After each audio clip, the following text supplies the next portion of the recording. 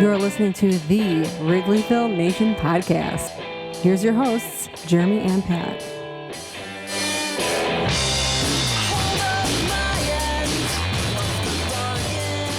Hello and welcome to the Wrigleyville Nation podcast. This is episode 384 of the podcast. My name is Jeremy Deemer. I will be your host, and I'm joined as always by my co-host. He's my cousin.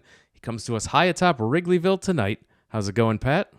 It is a humid night, but it's a victorious night, so I have no complaints.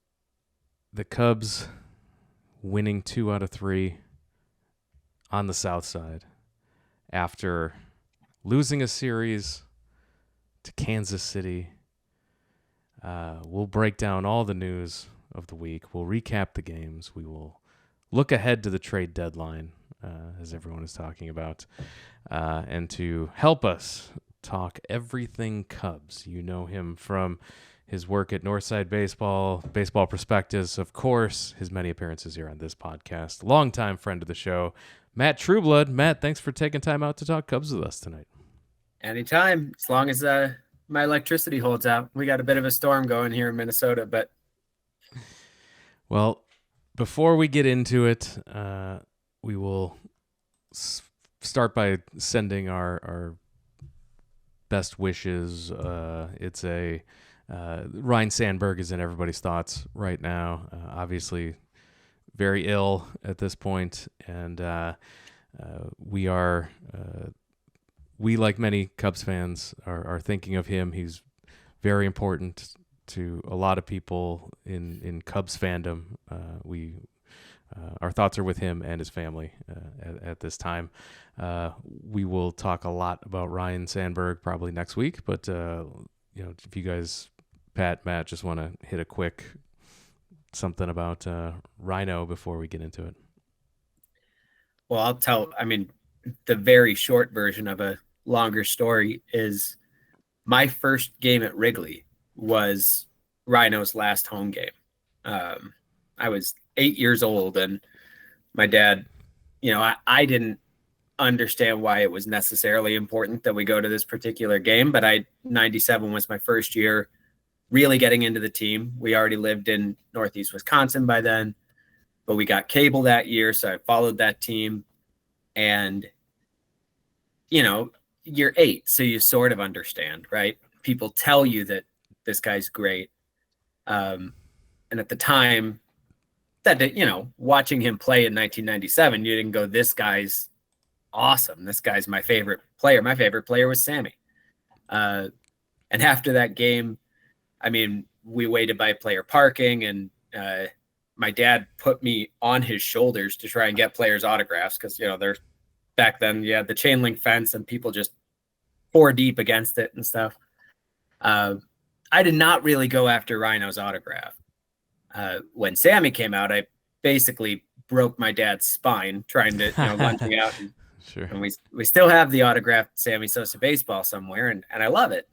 But also, that's always a poignant memory for me just because it turned out to be Harry Carey's last game. It was Rhino's last game at Wrigley, and it was, while for me it was just another game, looking back, it's wild to think about what it meant to my dad at the time, because he did grow up watching that. And, now I've gotten to go back and watch him on YouTube. And obviously I can appreciate him through the stats, but what a dynamic player. And we all know what a dedicated sort of advocate for the game itself he has always been.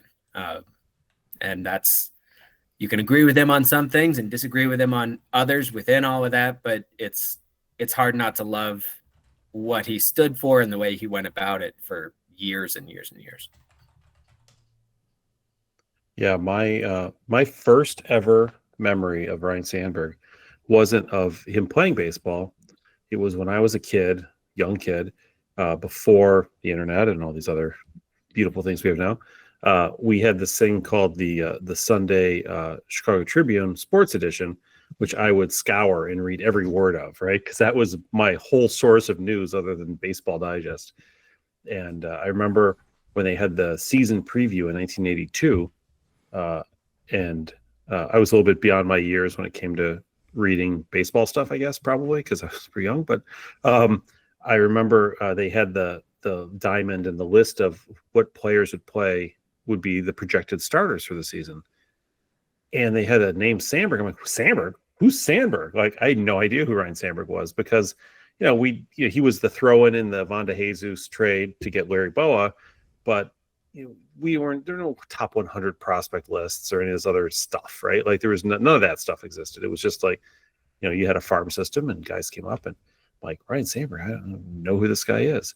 I'm like, well, I'll have to keep an eye on this guy, and sure enough, he was the starting third baseman that year.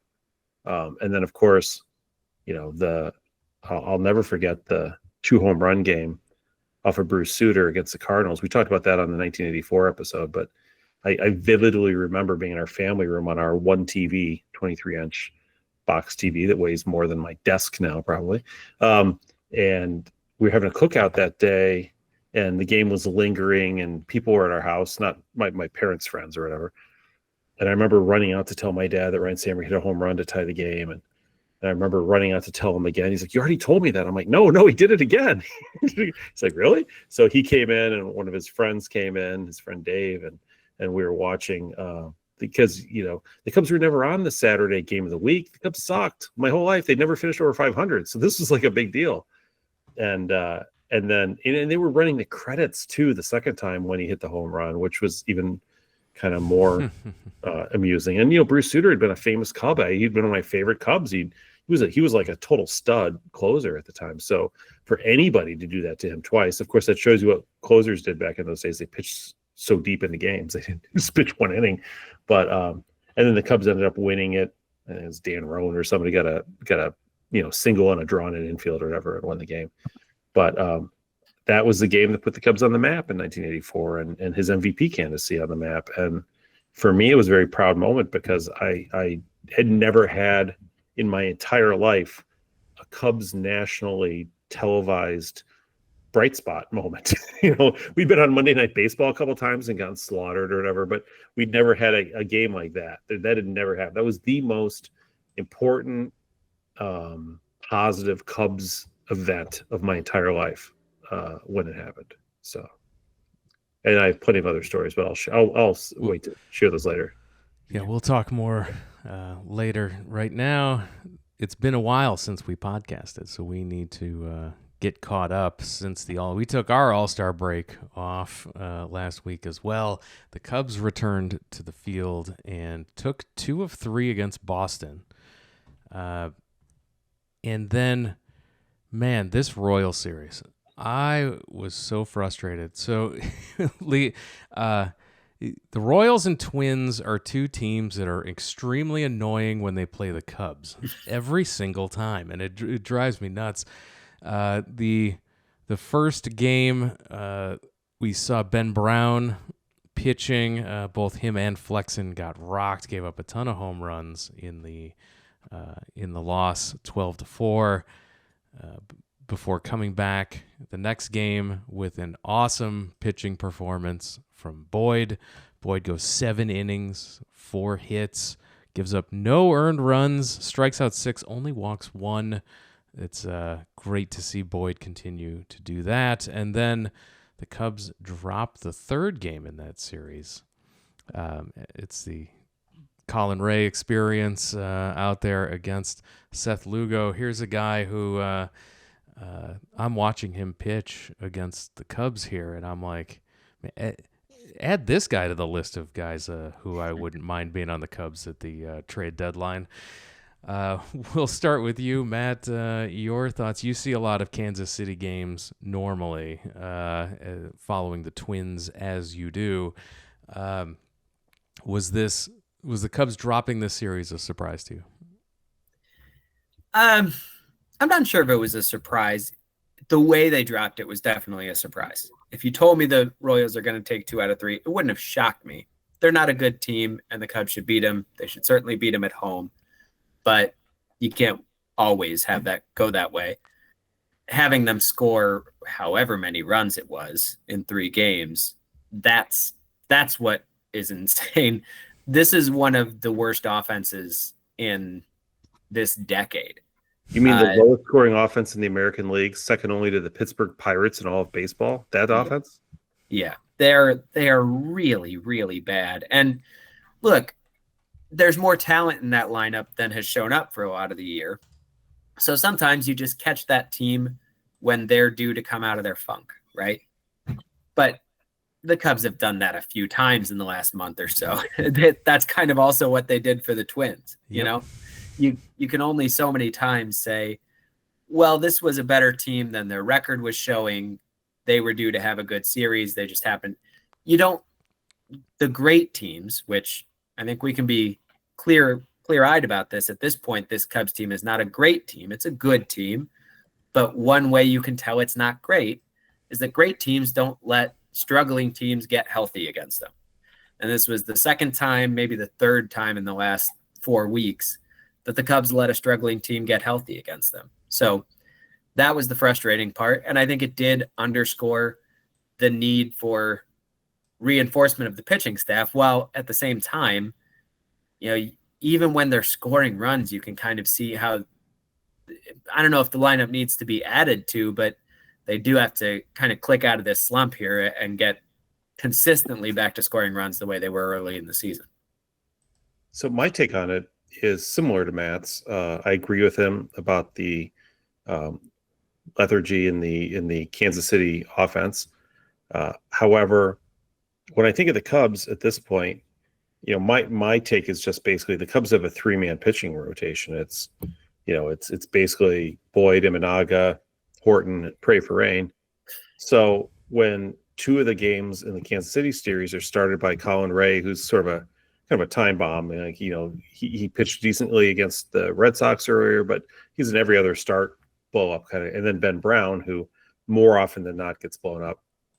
Both of those losses I attribute to the fact that Cubs just don't have the pitching depth. And we've talked about this in previous podcasts, even with Matt, it's been that long, about how the Cubs needed to maybe try to get at least one pitcher earlier in the trade deadline window here, ideally before the All-Star break. They needed to come out of the All-Star break with another pitcher, and they did not. And as a result, they're kind of throwing games away that they may not, at the end of the season, when they reflect back on the season, may not like feel like, oh, gee, we lost the division by a game or two, when there were like 6 bullpen games and, you know, and 4 Ben Brown starts beyond the expiration date, and, you know, about 9 Colin Ray starts beyond the expiration date that maybe they shouldn't have had, or at least some of those they could have mitigated and done better at. And that's my concern, is that they're frittering away games that are winnable because they just literally don't have physically the starting pitchers yet to do it. And even if, you know, look, we'll get into the trade deadline talk about what they need, but even if you were to get like one of the rentals who's going to be a free agent at the end of the year, somebody cheaper, like whoever your number 2 guy is, get that person in earlier, if not your number 1 guy. But you just can't. I mean, now they're going to go into Milwaukee, and they've set themselves up a little bit in a better position for that. But, you know, I guess the trade deadline's in 3 days, so we'll find out sooner than later. But I just think they've squandered some opportunities this month as a result of inactivity. Especially when the Brewers are surging, right? So you've seen your entire lead evaporate. As of the time of this recording, Cubs and Brewers are tied atop the division at this moment. The current record's 62-43. And so, yeah, the Milwaukee Brewers have heated up, and you have punted quite a few games along the way there. Incredibly frustrating. Just as frustrating as the Chicago White Sox were on Friday night. I attended that game on the South Side, and part of it, you were on the phone with me for the end of it. Yeah, I was in my car during the 7th inning stretch. I got in my car and drove home after that. Yeah, it was a hard watch there. You so rarely see an off game from Shota Imanaga, and watching him go 3 innings give up 7 earned runs, 12 hits, and he was hit hard by everybody. There was shots all over the place, and it was rough watching him get roughed up by. You talk about a bad offense in Kansas City. This lineup of who and what okay, I guess, and they're just teeing off on Shota. It was extremely disheartening, and it was a tough watch and just one to throw away here, Matt. Your thoughts on this White Sox series? Yeah, I mean, the White Sox too had actually, they're the flip side of that coin, the stories you tell yourself. They're a young team and they had come in playing really well, especially offensively. So there's a little bit of talent there now that wasn't there even a few months ago. That's not what happened here. This isn't Shota ran in. Even the Marlins are a hot team right now. The Brewers just found that out this weekend. They're a hot team that has some actual talent there, and that's a tough lineup to navigate. The White Sox aren't actually a tough lineup to navigate. Shota just had an off game.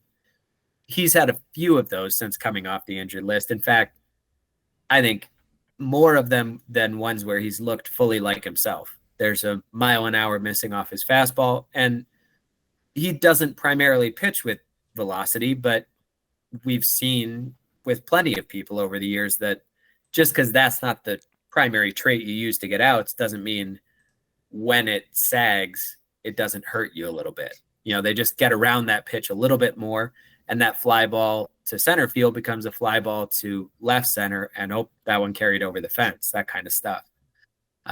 Having a fly ball profile in general, being a splitter guy in general, these things can make you a little bit more volatile. Shota is so good at executing and so good at creating and so good at innovating even within starts, but certainly from start to start, that we don't see him catch the wrong side of that wide variance very often, but it's there in his profile, and you kind of felt that the hard way. I think this is also why a lot of people are a little bit uncomfortable with him as like your game 1 playoff starter. I'm not necessarily. I don't sweat that too much. If you have the privilege of worrying about a game 1 playoff starter, then your best pitcher will do just fine. You made it to the playoffs and in pretty good shape. But he is just that little bit volatile, and more volatile over the last month or so since he came off the injured list than he had been in his previous Cubs tenure. That's the reality of where he is at the moment. And again, underscores why you'd like to go and add one more person to this rotation just to give it more stability. Two. Good luck. So Imanaga, I vaguely remember a start he had, maybe it was last July against the Mets. Does that ring a bell? Where he gave up like a bunch of home runs and got really tagged. And people were like, well, there's the beginning of the end on that one, and they finally caught up to him. And then he went out and like was lights out for the next month. So I'm not super worried about one bad outing or one terrible outing by him. Good pitchers have bad outings. They look, up and down the list. Tariq Skubal even had a bad outing once. So I mean, it's doable. I do worry about the fact that when you don't have a 4th and 5th starter, that's a lot of pressure on your 1, 2, and 3 starters to always be right, always be good, because you have to win those games. Because you're more or less forfeiting one of the. You can't forfeit 1 out of every 5 games, right? But that's just not how baseball works. You've got to be able to do better than that and win. But when it comes to starting pitchers, I do have one little game here for Matt and Jeremy. I sent you this, so you probably already know the answer. But Matt, I don't know if you're familiar with the Athletic Connections game on the New York Times Puzzles. I'm going to give you 4 names, and you tell me what category they all come in. Here are the 4 names: Cade Horton, Matthew Boyd, Tariq Skubal, and Paul Skeens. What do those 4 guys have in common? This is from Christopher Kampka on Twitter, by the way. And only these 4 guys, or only these 4 guys? I don't know. They are the only 4 pitchers in baseball who have had 4 scoreless starts of 5 or more innings since June 1st. Look at that. Horton's been at 3 out of his last 4 games, by the way. Yeah. He's been so good, man. And interestingly, he's doing it without striking out a ton of guys necessarily. But he's also, you worry about a young pitcher who's like reaching his limits on innings too. Just like the Kerry Wood Jr. is on the Brewers, potentially. But yeah, you worry about that. But boy, he's been great, and he's really stepped up in a way that they needed, because again, without a 4th and 5th starter, it's not having a 3rd starter would really be bad, right? So those 3 guys have been just so good. It's basically kept the Cubs afloat while they ditter around trying to figure out how to improve the rotation, if in fact they want to improve it at all. Who knows? Cade Horton, big reason why the Cubs won Game 2 of that series against the White Sox. He went 6 1/3. You mentioned he only struck out 3, but the key is he only walked 1 throughout that, only gave up 4 hits. So a great outing to follow up what Shota had done the night before. The bullpen held it down. Presley always makes me nervous, but the Cubs are able to hang on there 6-1. And then they close it out today. As of we recorded this on Sunday, the Cubs with a victory. Ben Brown is back. This time he pitched 5 innings, 4 strikeouts. He gave up the 1 home run. A better outing, but still a guy I don't need to see in the starting rotation. Better than 1.2 innings and 7 earned runs, that kind of outing. Yeah, for sure. Yeah, I don't need to see him as a starter. I think last time you were on this podcast, Matt, you were championing that with us, that he should not be a starter for this team after the All-Star break if they're doing it right. Yeah, I specifically said that if Ben Brown makes another start for this team this year, something will have gone horribly wrong. That's right. And that was less than 24 hours before we found out that Jameson Taillon had a calf strain. So something did go wrong in my defense. But yeah, this is something that Jed Hoyer has never been especially good at, is sometimes you want to negotiate from a position of strength, right? Because if you're negotiating from a position of weakness, you're going to get taken advantage of. The problem with that is sometimes you're not in a position of strength, and not admitting that fact isn't going to make it not true. He's been holding the line this whole time going, yeah, I know Justin Steele's out for the year and Shota Imanaga missed a month and a half, and now it's going to be about that long that we're without Jameson Taillon, but you can't bully me into giving up 1 extra piece to get a trade done. He's a real firm line holder when it comes to value in trades. But if sometimes you're holding the losing hand, you just have to be willing to lose. Like Cubs won a World Series in transacting is not helping you here. Cubs won a World Series in 2016 because they made a trade that they knew would, in the long run, be disadvantageous to them, but it meant they won the World Series that year, right? They lost Gleyber Torres in the deal, but they got the closer they needed. And sometimes when you're going for it all, you have to make those types of moves. And sometimes it works, sometimes it doesn't. I'm not saying it's perfect.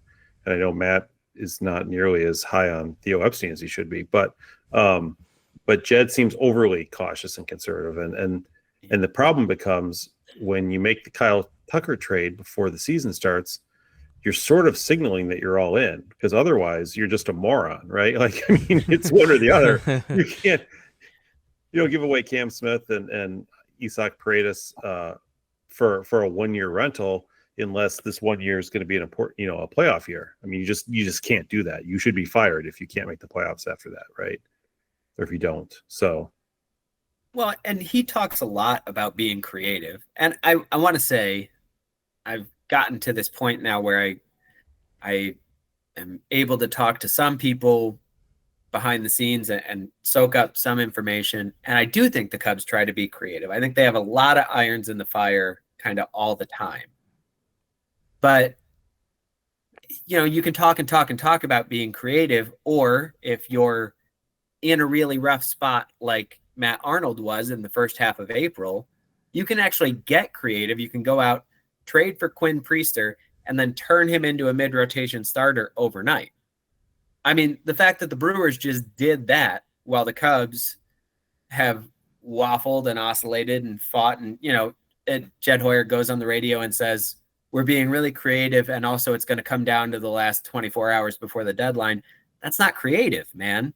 You can be talking about lots of scenarios. A lot of the creativity lies in actually doing something.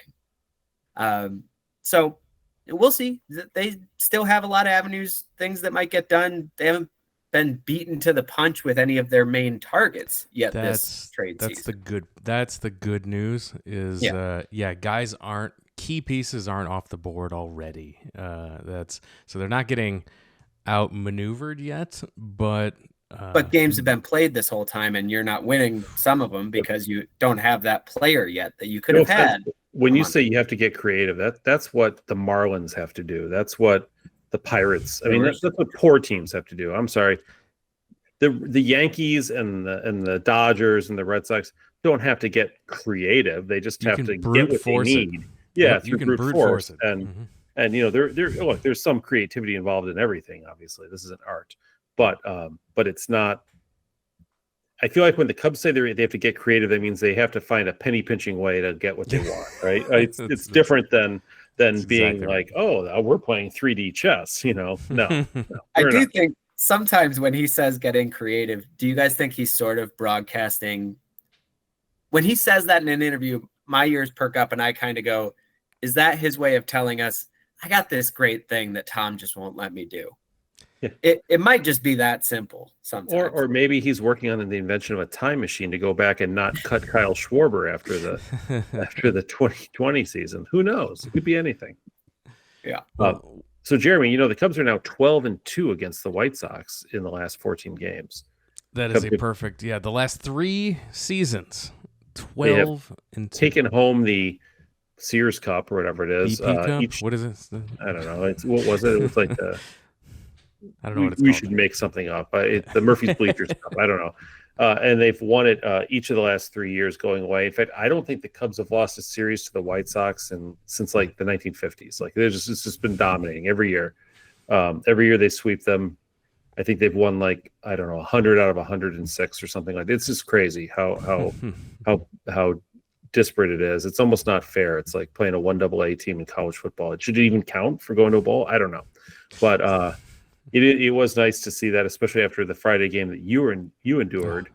You and I were at the one of the 2 losses in the last 3 seasons. I think the last 3 times the Cubs have lost to the White Sox, you and I were at 2 of them. That is correct. The third being the AJ Przinsky getting punched by Michael Barrett game when Rich Hill was on the mound, which we went to in what year was that? 2005 or 5? Yeah, 5. We were at that game together at the Cell. That was a glorious day. Hot. So yeah, you've had bad luck.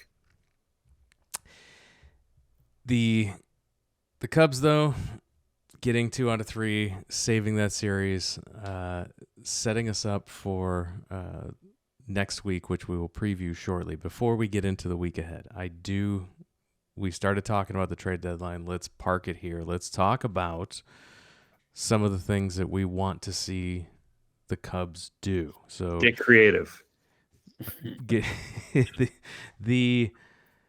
The needs list is long. We would like to see from past podcasts, you've heard us talk about, we want to see 2 starting pitchers, a reliever, a bench bat, and then third base, maybe. All things on the list that we would like to see. Now, you can't do them all because your farm system isn't that deep. If you get 2 relief pitchers or 2 starting pitchers, by the way, is it possible that Ben Brown could be the relief pitcher that we're talking about? We've always hoped. Some of the other guys getting healthy in the minor, and who are been on the IL. Like a We've always hoped to see that. I mean, he's a 2-pitch pitcher, Matt. Could he be a power reliever for us? Could any pitcher who's got 2 really good pitches ever possibly contend as a relief pitcher versus a starter? Could this be it, Matt? How does that work? I think in particular, Brown has this, his fastball is just, it looks great just because, wow, he threw that really hard and he's got a lot of extension on it. It even was located basically up in the zone. That pitch is very familiar to a big league hitter's eyes. So it's not that good a pitch at 96. When he can crank it up to 98, it is. Is it possible for a relief pitcher to throw harder if they have to throw fewer pitches in a game than a starter? It really, like, even more than most guys, it makes a huge difference for him just to find those extra couple of ticks. So yes, he'd be a much better help in relief. Now, you know, maybe part of trading for a starter is you're going to send Ben Brown somewhere else and let someone else teach him the third pitch and unlock him. I don't know. But have you run down his value so much that he's not part of any of those trade discussions? I haven't done that. I might argue, guys, that his ERA starting with a 6 when he starts into his big league career is doing more of that than I am. Yeah. But he's, I don't know. I think he could definitely help you in the pen. I'm surprised that they haven't tried that much sooner. But obviously, early on with Assad and then Steele getting hurt, they were left with fewer options. So I kind of get it from that perspective. Yeah, I think ultimately they're shopping for both kinds of pitching help. If they get the starter they want, maybe they won't push too hard for a reliever because then they, you know, can always, they've also got Assad coming back. They've got Tyone coming back. Do you just slide Brown in among what's already a functional bullpen and call that good enough? I think we could see that, but that depends on whether they really get the starter they want or whether the better value shows up in plunging more resources into the bullpen. A concern of mine is that they will feel that getting one starting pitcher is enough because Assad can be the fifth starter in some piggyback formation or whatever they want to do until Tyone miraculously returns sooner than expected, if ever. And that they may go that route as well. You know, we'll put Ben in the bullpen. We'll put, mystery starter in the rotation. And then Assad will be in the rotation and all will be well when Tyone comes back, and yay for us. Possible. But under that scenario, if you're only going to get the one pitcher, then you really do maybe make a push for Suarez or somebody else, I suppose, right? Because that you're basically going to allocate your resources elsewhere, or not at all, but ideally elsewhere. Do you think that there's a functional value in taking that strategy, a Suarez plus a pitcher, and then kind of reconfiguring the personnel that you have now as they become healthy? Yeah. And I know for a while people have been talking about two starters. You're not by any means alone in that. And I don't want to break any hearts here, but they're not getting two starters. That's not happening. What? Yeah. They will trade for one. I think they would really like it. So what they'd really like to do is successfully trade for a controllable starter. And there's a couple of names we've heard a lot. It's basically coming down to Edward Cabrera, Mackenzie Gore, Mitch Keller. Who of those three do you like the best? Which Everybody of the loves three would Gore. I like the best? People love Gore. Yeah, I mean, Gore has been more durable, at least recently. He had his own injury issues, but he's been more durable recently. He's a lefty, which we know the Cubs like. Cabrera's more interesting to me, but he comes with more risk too. So it's a matter of how big your appetite for that is. I can tell you the Cubs like Cabrera best. If they can do this, they will trade for Edward Cabrera. He's got 3 years of team control left beyond this one, whereas Gore only has 2.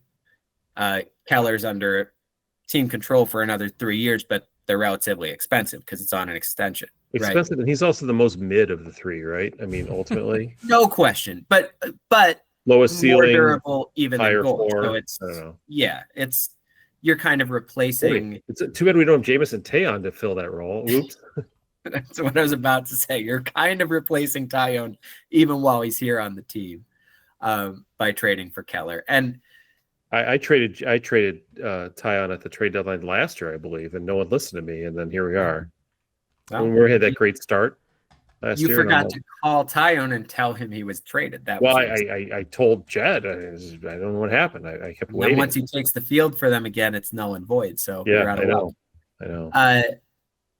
The upside from their perspective, the upside on Keller is so any of the three would cost them Owen Casey, which is fine. It's Owen Casey. I know people are very excited about his stat line this year. This is his second full season in AAA, folks. Is this a Matt Mervis scenario here? No, he's better than Matt Mervis. He's a future regular. What he's not is a future 40 homer slugger, MVP, probably even all-star. What he's like, it's his second full season in AAA. He's coming up on 900 plate appearances for the Iowa Cubs, and he's still striking out 28% of the time. Now he's finally learned to actually tap into his power, which is great. And he's still quite young, which is great. And he's a good athlete. He can play the outfield. He's not Adam Dunn in his 30s out there or anything. But the man, he's got plenty of flaws. People should not be too attached to Owen Casey. They're probably going to trade him, and that's fine. But they could trade Casey for Mitch Keller. It's not going to be straight up, but any second piece in that deal is going to be pretty small. You want to trade Owen Casey as a co-headliner for Mackenzie Gore or Edward Cabrera. That's one. Piece two is Jackson Wiggins, their top pitching prospect, the guy who's coming on like a house of fire in Double-A, throwing 100 miles an hour. They don't want to give him up. They love that guy. They're hoping that the price comes down on either Gore or Cabrera, partially because they keep leaking their interest in the other to keep, to try and play the two GMs off each other. And they're hoping that they can get one of those guys without giving up both Casey and Wiggins and possibly more. But I think they may end up retreating and just saying, okay, we'll give up Casey plus, hold on to Wiggins and get Keller because that's playing a little closer.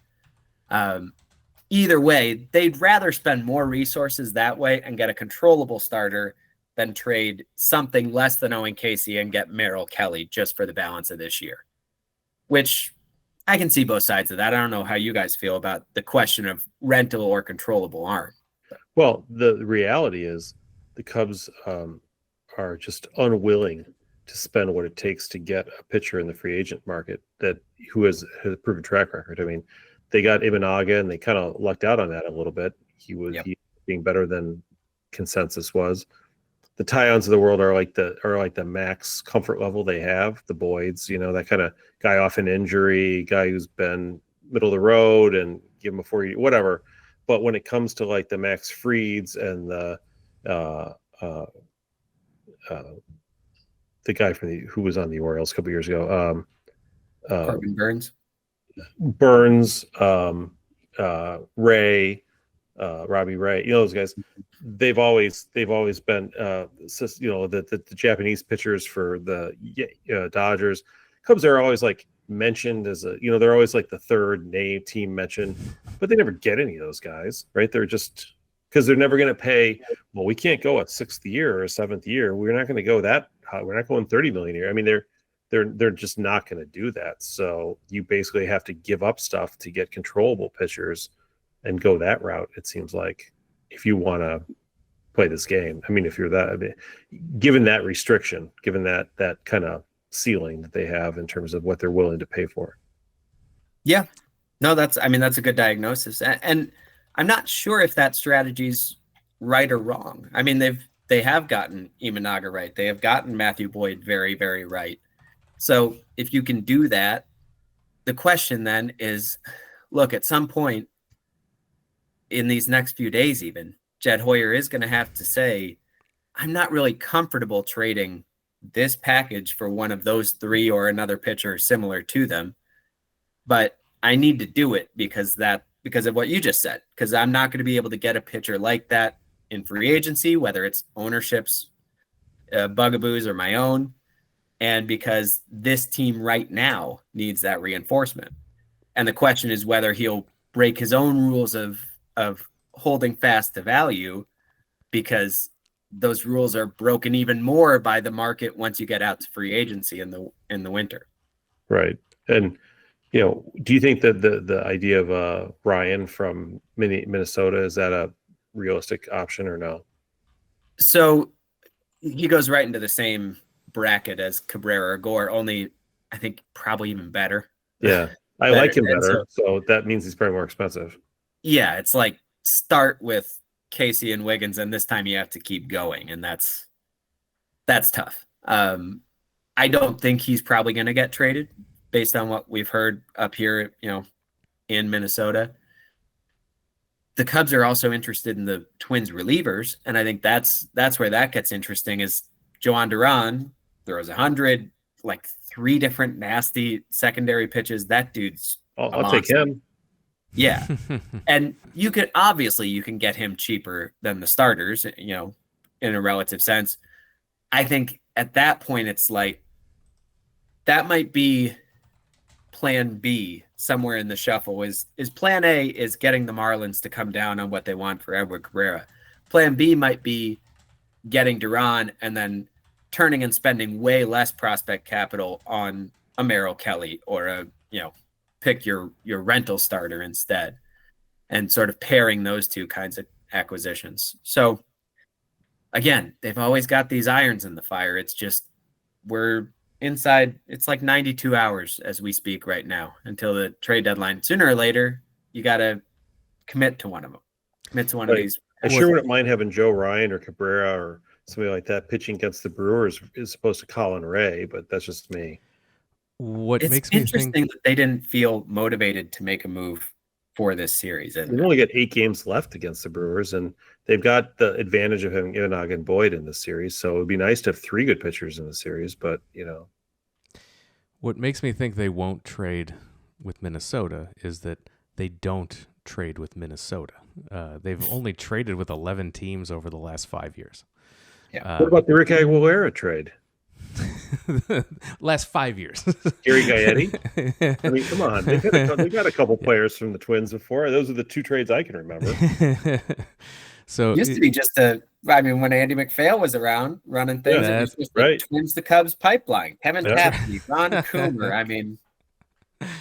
Yeah, there's certain teams that they trade with, and the Twins aren't on that list. Arizona is also not on that list, which I'm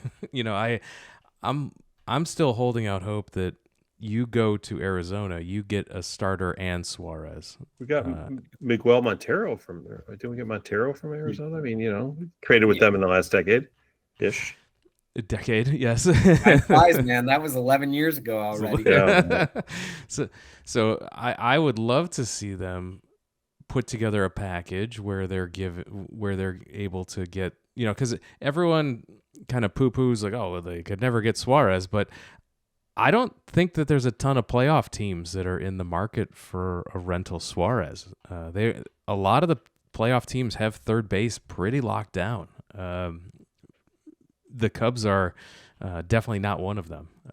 So they are, and that's somewhere where you can, you can also talk about Suarez and then talk about Gallen or Kelly. They have multiple options. Don't forget Nolan Arenado. That would be the sleeper pick, but I don't even think he's any good. So I don't know. Past his expiration date. That would be hard to. It'd be hard to sell that as an upgrade over Matt Shaw, given how Shaw's just playing lately. Matt Shaw, since the All-Star break, by the way, 9-game hitting streak, 12 for 26 with 4 homers and 2 doubles. So if Shaw becomes your bench bat that you were looking for because you went and got a Suarez, does that help you? What if Suarez becomes your DH, Shaw stays at third base, and Suzuki plays with more left field? Yeah. Under certain circumstances, against certain circumstances, sure. Yeah. I mean, you can mix that stuff around. Like you play Suarez at third a little, Shaw at third a little. Suzuki can always play in the field, hypothetically, kind of. Hap's been pretty until this last 2 days when he shouldered his way into victory today. With that rundown. I mean, before yesterday, he was in the horrendous slump. Now he gets streaky and he gets hot, so yes. You're kind of hoping for that. But but I like the versatility of having That's a 10th guy, right? Yeah. And I don't mean Justin Turner when I say that, by the way, just FYI. The big question is, how willing are you to make it all in on this year? Because trading for Eugenio Suarez or trading for Zach Gallen or Merrill Kelly, that does not cost you Owen Casey or Moises Ballesteros or even probably Kevin Alcantara. If you want to trade for two of them, now it does. Now you're paying quite a bit Alcantara to get that package deal, and both of them hit free agency at the end of the year. So right. How many chips do you push in on that all-in hand? Is this truly the all-in year, or is it just a mostly in year? I think as fans, it's easy to say go all in, but there is a little bit of they're building a young core here with Shaw and PCA and Michael Busch and Miguel Amaya when he gets healthy and Cade Horton. You don't want to totally over leverage on 2025 and leave scraps thereafter. But just don't con yourself into thinking that Owen Casey will take over for Kyle Tucker next year and the offense will be the same. Yeah. And that is what I keep preaching to people is they are ready to trade him for a controllable arm, and that's a perfectly good thing. Where I would start to get, if not uncomfortable, just I'd have a lot of questions if they did trade him for even two very good rentals, like a Kelly and a Suarez, right. that makes this team a lot better for the balance of 2025. But it's a risk. It sure seems to commit you to spending a bunch of money in free agency to keep things going. No, it sucks when Chapman leaves at the end of the year, and then you have to go get a closer the next year, and you have to trade Jorge Soler to do it, and then it's a never-ending cycle. I mean, we have lived through that as well. I would say the Suarez thing. The other reason I like it is because when I think of getting creative, I think of maybe as we get through these dog days of August and September with a lot of games, you have a 10th guy so that maybe a Matt Shaw can play second base and give Horner a day off occasionally. Maybe he can play second base, he can play shortstop and give Swanson a day off. Because as long as Bruhan and his buddy Birdie are not on the field, I feel like that's a win-win. I'd rather have Shaw play, I'd rather have Shaw catch than have any of those guys on the field, frankly. So with a 10th guy, it gives you the ability to kind of move people around a little. And Matt Shaw is fast. That's one fact I'd like to throw out. He's stolen bases or something crazy, doesn't he? And another fact I'd like to throw out is that Pete Crow Armstrong's OBP against left-handed pitchers this year is 235. Wow. 235. He still gets to a bunch of his power against lefties, and that's good. Great. Awesome, dude. There are no good players. Without any exceptions at all, there are no good players running 235 OBPs. If you're going to have a team run lefties at him, you gotta either slide him further down the order, which means acquiring a big bat that can stick in the middle of the order and push him back down to 5th or 6th, or you gotta have somebody who bats right-handed that you're willing to stick out in center now and then, so it's not PCA every day, no matter what, even if it means having a 235 OBP locked into the middle of the order. My nightmare scenario is going to the playoffs and facing 3 lefties. Oh man, Busch and PCA. I mean, it's like kryptonite. It should not scare you that the New York Mets acquired Gregory Soto from the Baltimore Orioles this week. But also, folks, right now, that should scare you. So you've got a roster composition problem here, or a roster utilization problem. As I noted earlier today, I was actually glad to see that the Cubs are going to miss Jose Quintana, of all people, in the series against the Milwaukee, because I don't want that dude giving us fits.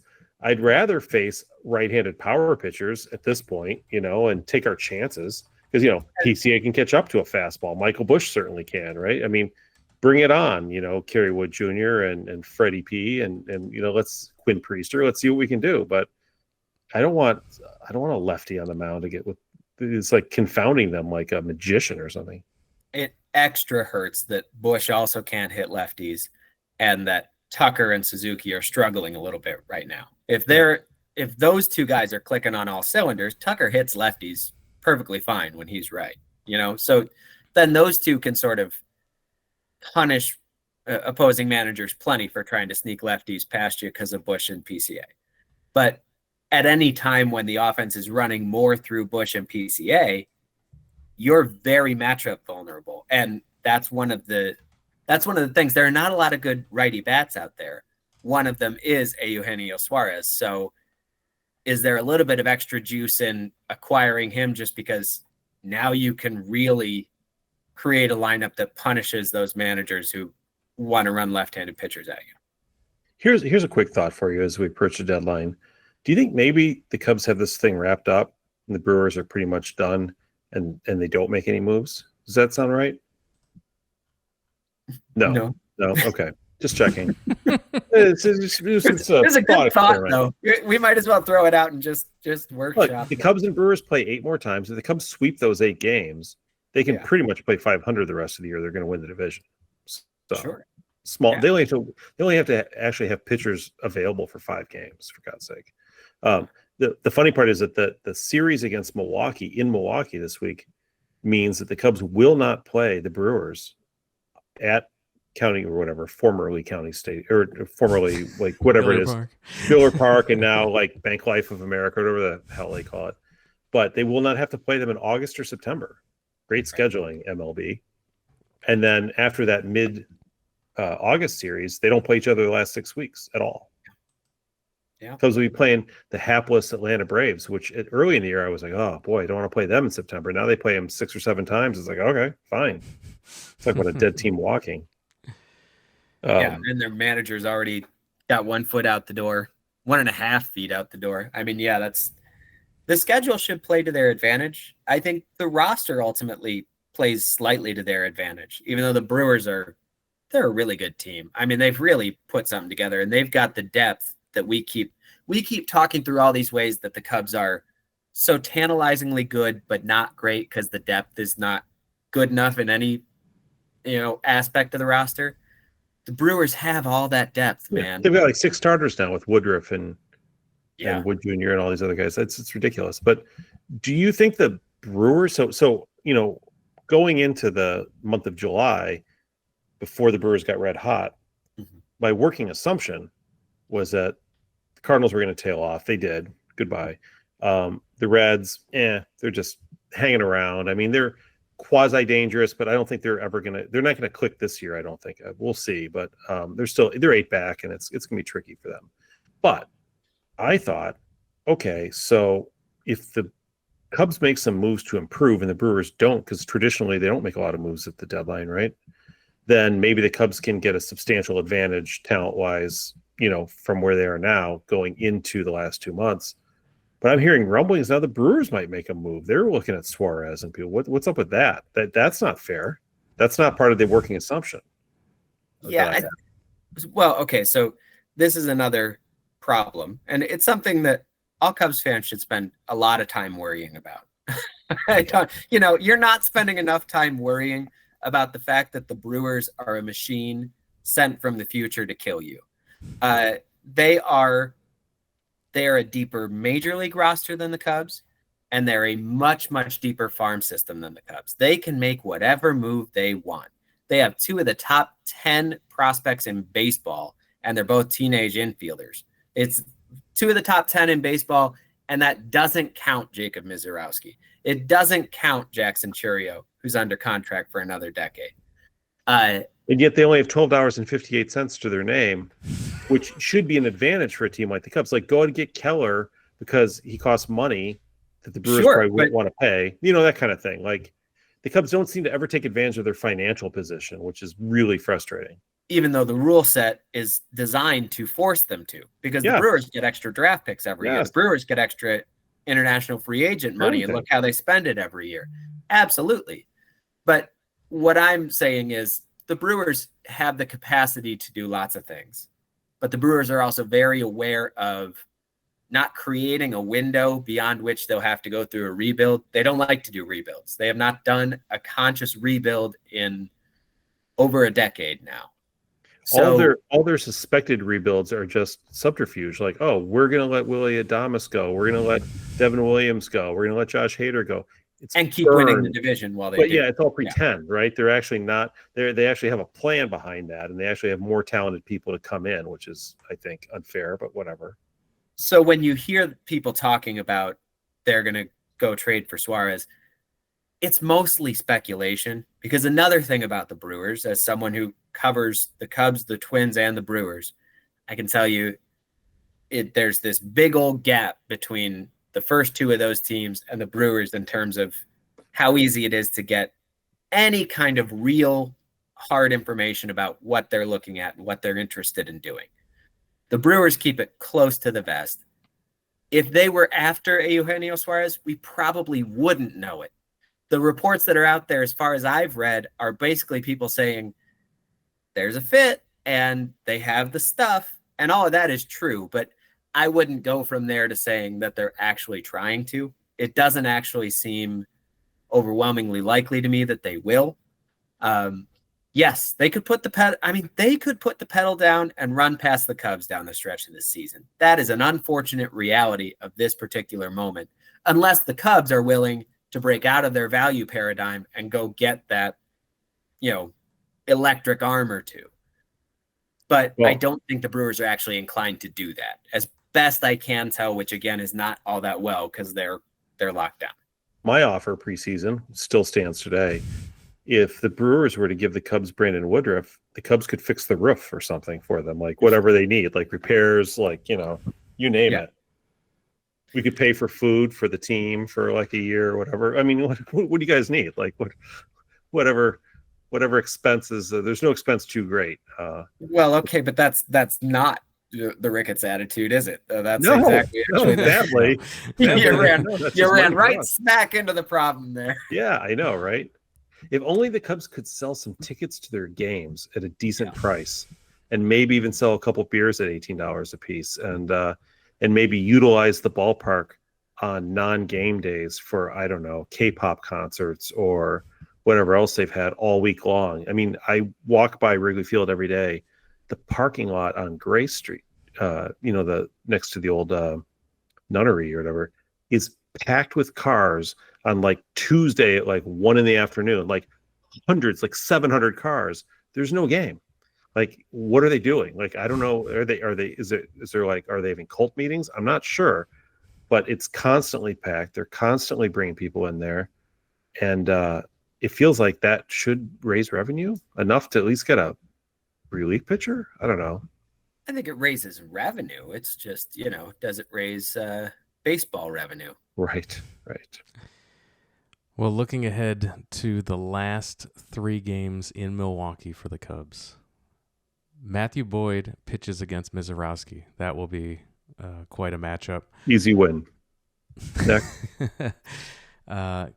Colin Ray and Quinn Priester, and then Shota Imanaga and Freddie Peralta. So not an easy series for the Cubs.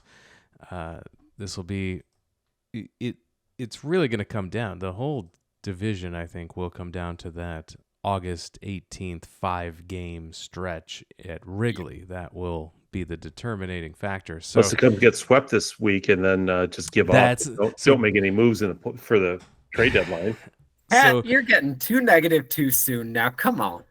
It's one of those what getting into does this series impact what their decision is on the 31st? I mean, how this go?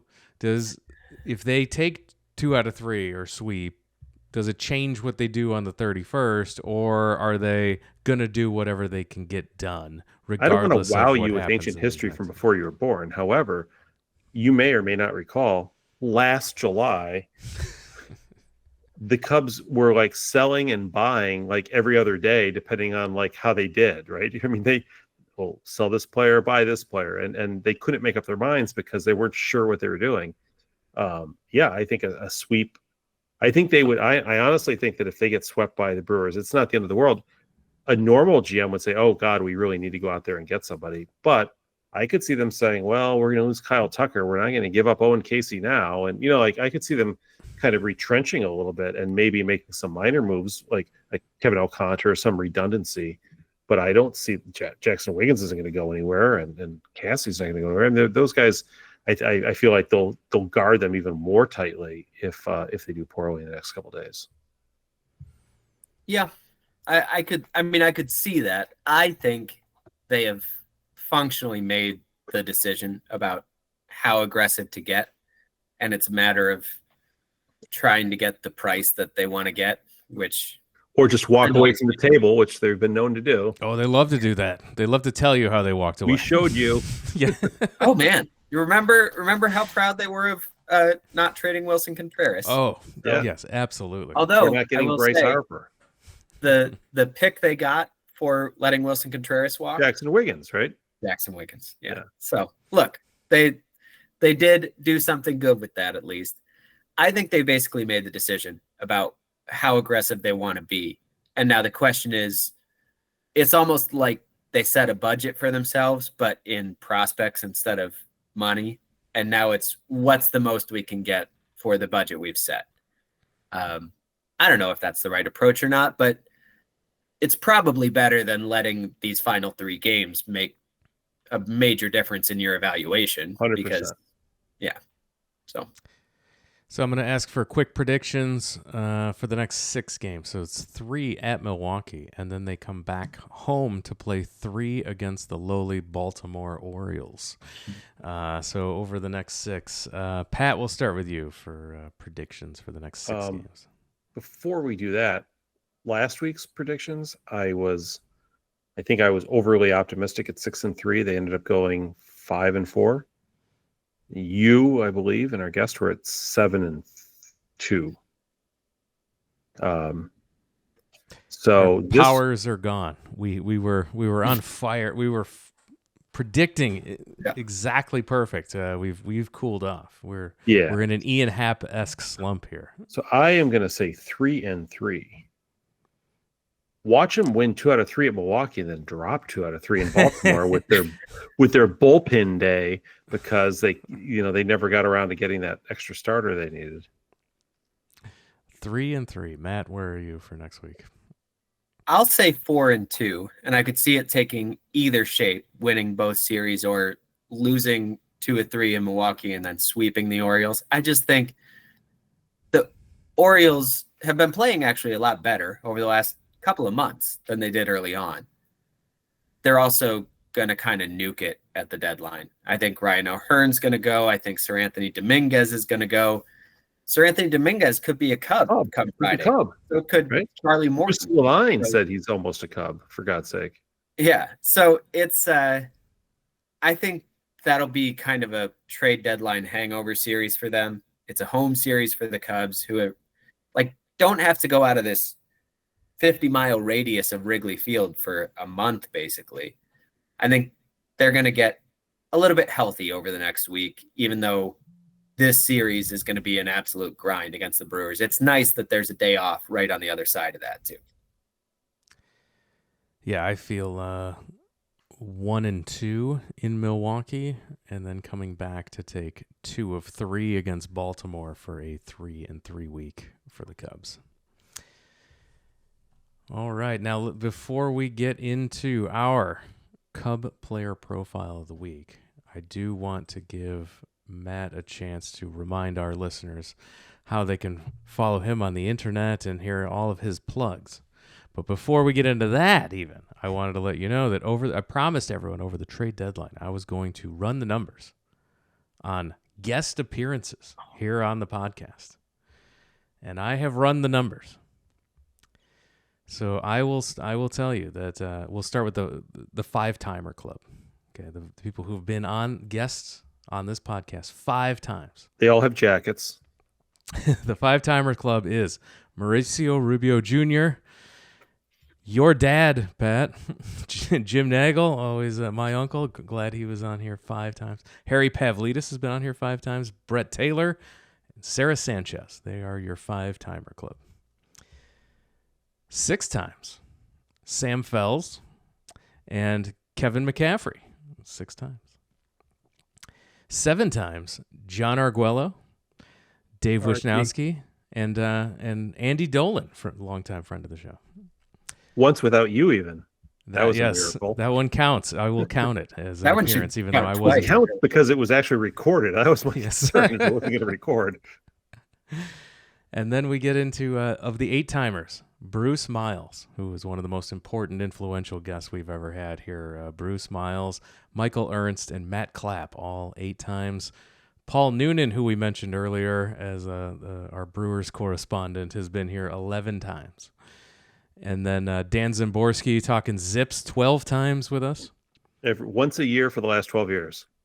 And then the top 5. Ryan Davis, 19 times. James Naveau, 27 times. We have a tie at second place.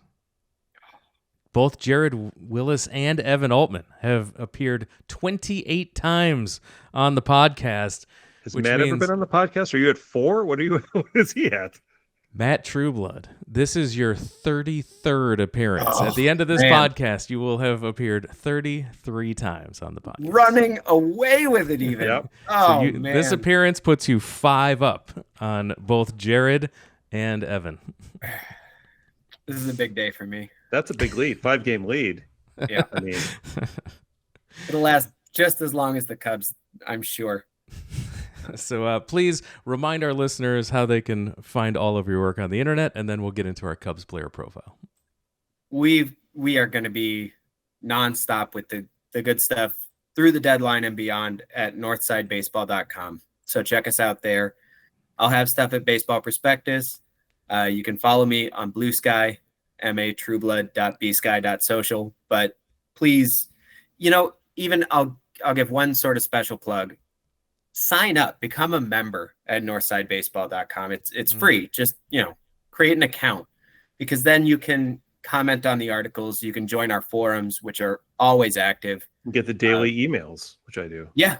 I mean, really just it's a great way to be part of that community. And some of the great conversations that are harder to have than they used to be because social media is sort of splintered the way it has.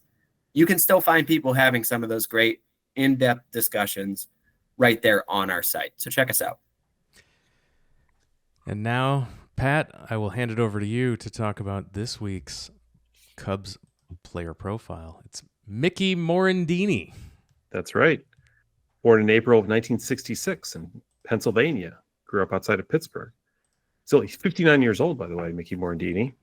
It seems like just yesterday he was patrolling second base for the Cubs. He attended Indiana University, where he was a center fielder, then moved to third base and shortstop while there. He played summer baseball at the Cape Cod Baseball League with the Yarmouth Dennis Red Sox, where he was the league MVP. Later celebrated when the CCBL Hall of Fame came a-knocking and inducted him as a member of that prestigious club. He was the lone American named on the All-Star team for the 1987 Intercontinental Cup, where the U.S. won the silver award. Not sure what that was, but it happened. That was back when amateurs played, and we had things like the Pan Am Games and other odd events. But he played in that. And then while at Indiana, he was drafted in the 5th round of the 1988 Major League Baseball draft by the Philadelphia Phillies. In the 1988 draft, I just checked to see who the Cubs took that year in the 1st round, because Morandini went in the 5th round. With the 9th overall selection, the Cubs drafted a guy who played on the Intercontinental Cup team with Mickey Morandini, a guy by the name of Ty Griffin, who was also on the Olympic team, as you may recall, and who never played for the Cubs. In fact, I looked at the Cubs draft picks that year, 0 players with a positive WAR in Major League Baseball. The 3 players who made it to the majors, none of whom made it with the Cubs, were a negative 1.6 WAR in what I believe to be maybe the worst Cubs draft in team history, 1988. That's saying something. That's got to be one of the worst ever. Oh, my goodness. There was 1 Hall of Famer drafted in that entire draft. Now, a lot of Hall of Famers come through the international draft, so they're not all through the MLB draft, but I have to feel like one Hall of Famer in a draft is a pretty low number, right? Mm-hmm. Can you guess who the one Hall of Famer was in the 1988 draft? I'll give you a clue if you can't. I will guess Frank Thomas. Close, but wrong. This player, this will give it away. He was drafted in the 62nd round of the draft. Oh, yeah. Because his godfather was the manager of the team and also a personal friend of Bill Buckner. That being Mike Piazza. Yeah. Mike Piazza, the only Hall of Famer out of that draft. Yeah. Andy Bettis was like the top pick, I think, that year. So moving on to Mickey Morandini. Yes. He was one of the most successful players to ever arise out of the shambles of the 1988 Major League Baseball draft. In the minors, in his first season, he made 22 errors as a shortstop and was immediately moved to second base for the next season, where he played for the rest of his career. Later debuted in 1990, where he began an 11-year career in baseball, including a appointment to the 1995 All-Star team. He made the All-Star team as a Philadelphia Philly. He's, of course, most famously known as being a Cub, but he did play for the Phillies for 8 of those 11 years, for what it's worth. 8.5. So he started his career with toiling away with the Phillies for 8 years. Went to a World Series, but they lost 4-2. But his dream came true when he was traded to the Cubs for a young player by the name of Doug Glanville, who would later come back to the Cubs for a pennant race in 2003 and have a key hit against the Atlanta Braves in the NLDS. The trade occurred on December 23rd, 1997. At the time, critics said Christmas truly came early for Mickey Morandini this year. Actually, I said that, but it seems like something that would have been said. So he joined the Cubs in this trade for Doug Glanville, Glanville was a good player. Yeah. And in 1998, the following season, his first year with the Cubs, was one of the most magical seasons in Cubs history. So imagine you're Mickey Morandini, and in 1997, the Cubs are a 68-94 team under the control of one Jim Riggleman. And at the conclusion of that season, right before you're about to open up your presents on Christmas, you realize that you've been traded to that team, that 94 loss team. Maybe you're thinking, I don't know how we're going to do. Or maybe you're thinking, well, they're terrible, so at least I'll get some playing time. Hard to say. But what turned out to be one of the more sort of legendary Cubs seasons, really, out of the blue. Well, it's funny, a lot of these seasons, like the 84 season, the 89 season, 98 season, the 03 seasons, they were kind of out of the blue, right? They usually followed horrible years. There wasn't a lot of preseason speculation that they were going to be good. They just were. 98 was sandwiched in between 2 terrible years. Like it was right.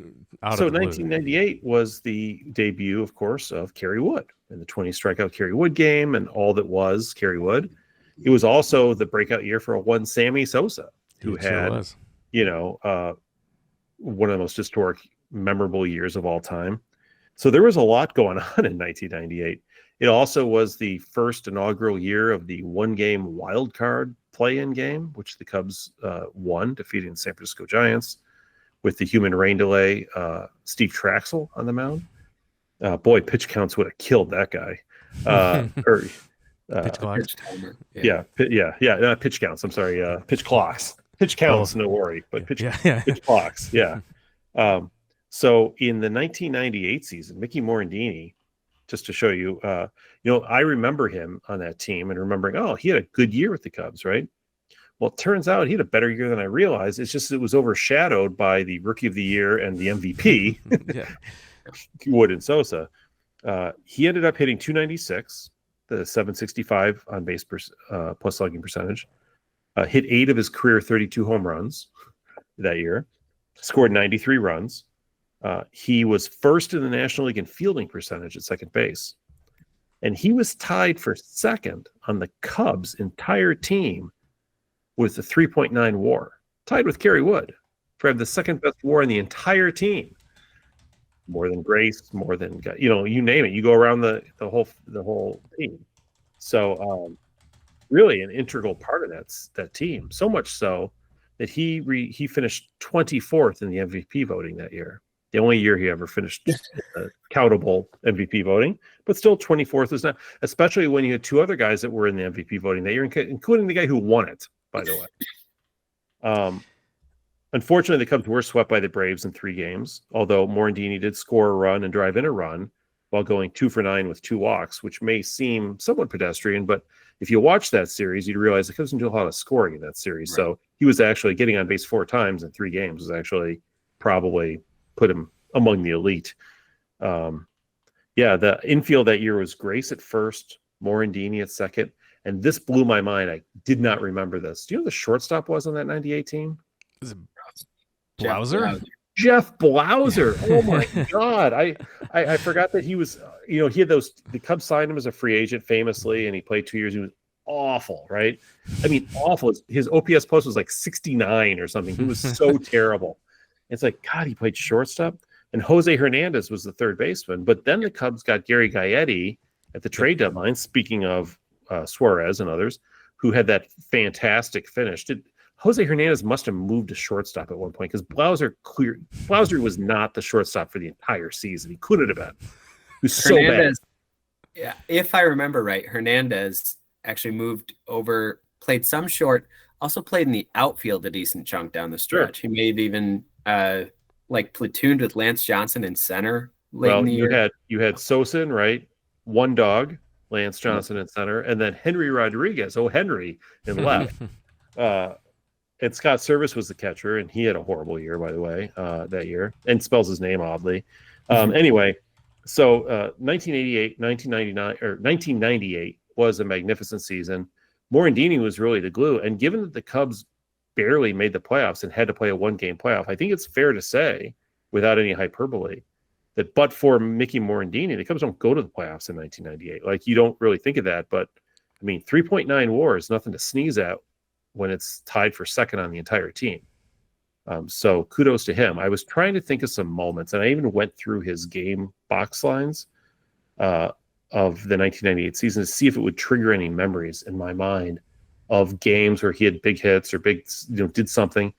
I couldn't find a single one. He was just consistently good that year. Like, you look at his spot, you're like, okay, got a hit, got 2 hits, scored a run, drove in a run, scored a run, got a hit, scored a run, he just was that guy, right? Only 8 home runs, stole like 13 bases or something, but he was just good. Do you remember, Jeremy, anything? No, it's exactly this. What you remember is he scored a lot of runs. And basically hit 300. It was just good at second base out of nowhere. Like, we weren't expecting that when we got him, and we needed it. So, and just to come back full circle, I mean, he's coming to the Cubs when we talked about Ryan Sandberg was retiring, right? Yep. So like you needed a second baseman, and he Sandberg was the second baseman the year before. Yeah. So he had there was a big hole to fill at second base, and that 98 season he did was just something special altogether. He was like the glue.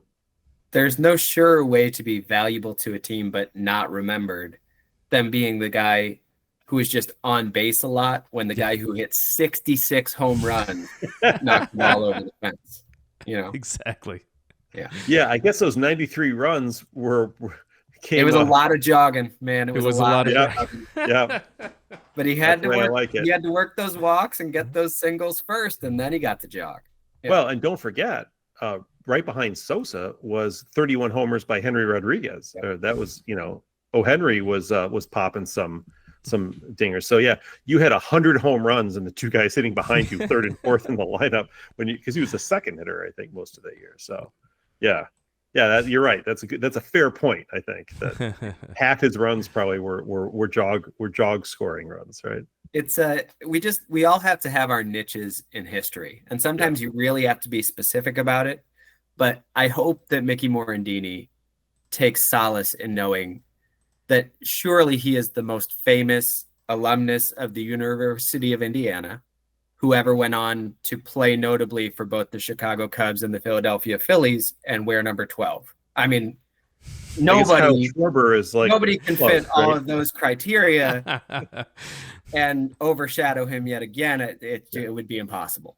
So Mickey Morandini is sort of like I would describe him if the Cubs were a door, he's a hinge on the door. Like when you see a nice looking door or a functional door, or you open your front door, you never think, "Oh, good job, hinge," right? You just you turn the knob, you open the door, and hope it doesn't stick from humidity, and you close it and you lock it. You do all that stuff, but never do you ever thank the hinge, do you? You never take it for granted. You're taking it for you expect it to really work. Held up that one on that door opening, and yet here he was, the door hinge.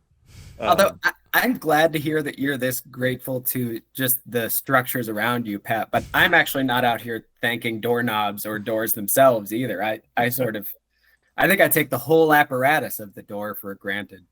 Well, take a second and pause next time you open a door. And go, thank you, Mickey Morandini. Yeah, give a nod to that door. Well, sadly, 1999 turned out to be a bit of a down year for Mickey. He hit 241 with a 648 OPS, had a negative WAR, and he did have one bright spot, and I do remember this, against the Brewers. He hit 2 home runs in a game. Sadly, it was 2 of his 4 home runs for the season. Yeah. So, but he did hit 12 of his 32 home runs for the Cubs in a 2-year period. After that season, he played one more year, split time between Toronto and Philadelphia. It's amazing how quick these careers can kind of peak. 98, best year he ever had, and then 2 years later he's out of baseball. Who knew, right? But he did have 9.8 WAR in his career and had over 1,200 hits and about 600 runs. It's a lot of hits, not many human beings walking the earth can say they have 1,200 Major League Baseball hits. He had a kind of an up and down, kind of topsy-turvy career. Like in 1996, he had the 9th best stolen base percentage in baseball. In 1997, he led the league in caught stealings. It was just, one of those careers. But he did well. He turned an unassisted triple play in 1992 versus Pittsburgh. So you got that going for you. Hard to do. And then after his playing days, he became the head coach for the Valparaiso High School for 4 years, Valparaiso, Indiana. And then he became the manager of a couple teams, including the Williamsport Crosscutters and the Lakewood Blue Claws. I love these minor league names, right? And then he coached for the Lehigh Valley Iron Pigs and the Reading Fighting Phils. Yeah. And then later was elevated to become the first base coach of the Phillies.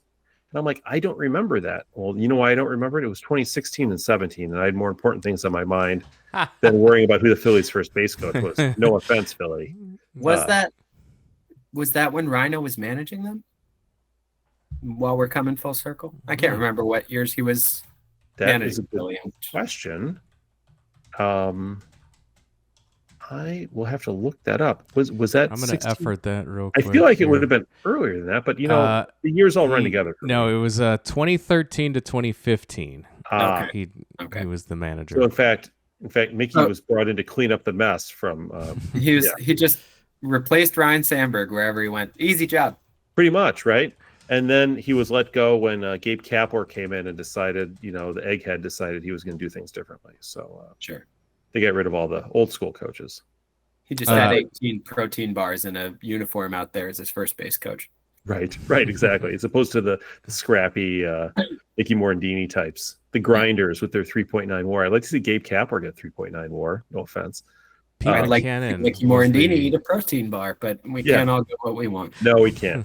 But a good career all in all for Mickey Morandini. And really, the Cubs portion of his career, especially the '98 season, was probably the most rewarding time he's ever had as a baseball in the sport of baseball. So good for him, and thank you.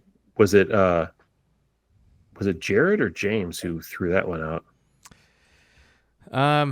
That was. James, I think. It had to be James. Yeah, he was the last one. Yep. It was last week. So there you go. That was a James Naveau pick. Next week's pick is going to not come from Matt Trueblood. Next week's pick is going to come from our patrons over at our Patreon. If you go to patreon.com/Wrigleyville Nation, there we have patrons who give $1, give $5, they give money to the podcast. 4.6 million is a possible number you could give. Right. They give money to this podcast so that we can keep it ad-free. All we need to do is stay in the black. We've paid for our website hostings. We've paid for microphone cables. We pay for the podcast hosting website. Everything gets paid for by our patrons over at patreon.com. We put every single penny right back into the show. And to reward those folks who save you from hearing us read ads about shavers and other things you don't want to hear us talking about, if you are a patron listening to this right now, go over to your Patreon. Go to patreon.com/Wrigleyville Nation. Go there, and you can vote right now. There is a poll up. It's live. You can go and vote on who you want the next Cubs player profile to be. I will take the top 3 from this list, and that will be the next 3 choices from the Patreon. So it's important to get out there and vote. You can vote up to 3 on this list, so get out there and vote as a patron. If you want to get out and vote and you want to support the show, if you can support the show financially in any way, head on over to the Patreon, and you can also vote when you sign up today.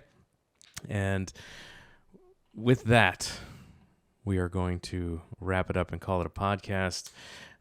Matt Trueblood, thank you for coming on. Thank you for being here now 33 times. We really appreciate it. You are the leader atop the board, so we definitely appreciate all the time you've spent with us talking Cubs. Joe Pepitone thanks you. Stan Hack thanks you. Many others. Yes, tremendous picks. You were on like we had to take a break from your Murderers Row Hall of Fame choices. I got a hand cramp from my note taking for the Stan Hack one. It kept going and going. James said last week, I think, those are very Matt Trueblood names, and I didn't know how to take that. Firstly, because I don't think that Stan Hack and Joe Pepitone are similar names at all. They're very different. They just, Anyway, thank you guys. I love doing this, and I'm very honored to be the leader in the clubhouse for the moment. And if you want to follow us and interact with the show on social media, we're on all the social media platforms at Wrigleyville Nat. All of the links I described. If you want to support the show, we talked about the Patreon. There's also a store. Go buy a shirt. I'm wearing a shirt right now. If you're watching on the YouTube channel, you can see the Wrigleyville Nation shirt that I'm wearing right now. You can go get yourself a shirt. Wish I had one of those. Yeah, all you got to do is click the link for the store on the website or any of the pinned posts in our social media. All the link trees, they will take you right to the store. There you can choose your design. Do you want the classic logo? Do you want the flag logo? Pick a shirt. Do you want a hat? Do you want a phone case? Do you want whatever you want? A tote bag? Anything. We've got it all out there on the store right now. Pick your logo, pick your product, and that is a great way. We get all that money. It goes straight to us, and it helps us, again, keep the show up and running. It keeps us from running ads. So anytime you want to support the show, we rely on both the Patreon and the store. So if you can't support the show financially in these times, we understand that as well. Tell your Cub fan friends about the show. Go out to YouTube and give us a like, subscribe. Helps us work the algorithm so other Cub fans can find the show. And it's a free way. It doesn't cost you anything but time. Go out there and click that button, and it helps us a ton. And if you want to consume your podcast via the video form, you can find it over on YouTube. If Spotify is your podcatcher of choice, there we have the audio and the video versions, both in the same player over at Spotify as well. So make sure that you are telling your Cub fan friends about the show. Continue to spread the word. And we appreciate every single one of our listeners as we finish up the back half of this Cub season. Trade deadline later this week. We'll be back next week to talk all of the Cubs news and happenings again. And with that, we're going to wrap it up and call it a podcast. Pat, thank you for joining us. Thank you, Jeremy. Thanks again, everyone, for listening. We'll talk to you again next time.